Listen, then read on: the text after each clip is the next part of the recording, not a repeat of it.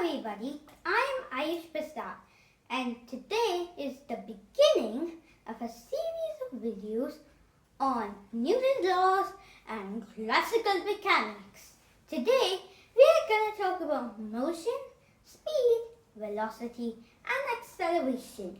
Now don't worry if all those words just flew over your head.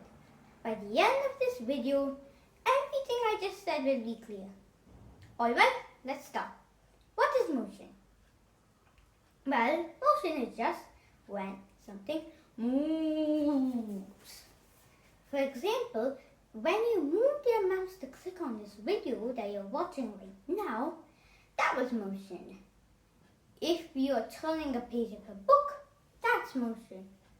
Even shifting your gaze, that's motion. So, now that we've understood what motion is, it's time to talk about how motion is relative. What does that mean? Well, that means that motion can be explained differently in different places. That is to say, if you have one object moving and two different people at different places observing it, they could, in principle, disagree on how the object's moving. Don't believe me? Let me show you. Now, as you can see, I'm moving. But how exactly am I moving? Well, a person watching from above will say, well, I'm just moving in a circle. But a person watching where the camera is right now would say, I'm moving sideways. And that is relativistic motion. So now that we understood how motion is, we can begin to talk about speed. You probably have a vague idea what speed is. This is a slow speed. And this is fast speed. But how do you quantitatively measure something as ubiquitous as speed? Well, you measure it by two ways. You can take the instantaneous speed or the average speed. So what's instantaneous speed? Instantaneous speed is the speed of an object at one moment. For example, right now, my instantaneous speed is 0. But average speed is the average of all the instantaneous speed in a given time. Now, you might be thinking the average speed is impossible to calculate. An infinite number of instants in a finite amount of time, and you can't keep an average of an infinite data set. But if you're starting with averages in a new light, it's much easier to calculate. You see, the average speed happens to be the distance that is traveled divided by the time it takes to travel the distance. For example, I have tiled my floor and each tile is about 3 feet long. So if it takes me 1 second to cover each tile, my speed is 3 feet per second. Usually it's measured in meters per second instead of feet per second because apparently scientists love the metric system. So now we've talked about speed, now let's talk about velocity. Let's say I tell you my car is driving at 4 meters per second. That's obviously a super low speed of a car and no car will actually drive that speed. But anyway, and you now wondering, so my car is driving at 4 meters per second, but which direction is my car traveling in? This view won't tell me. It could be going in this direction, or this direction, or this direction, or this direction. It's impossible to tell using the speed. So, what what if we invented a new number that takes into account both direction and speed?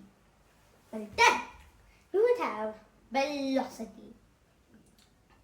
Velocity is just a mismatch of speed and direction. Now, if I take 1 second to walk a child this way, my velocity is still 3 feet per second. But if I'm going this way, my velocity is now negative 3 feet per second. And if I'm traveling any other direction, you can calculate the velocity as well. See how you can aim for direction by just looking at the velocity? Good. Now, the difference between velocity and speed is one of the greatest examples of scalar versus vector quantities. What did I just say?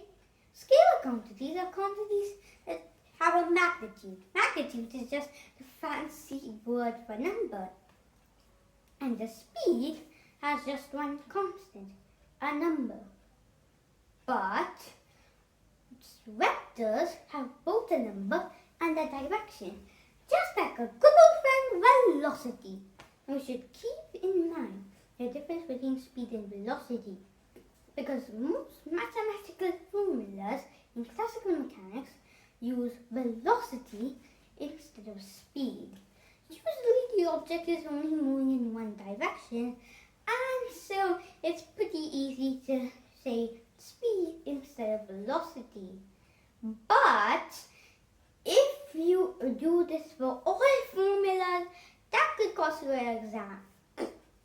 So make sure to keep in mind the difference between speed and velocity.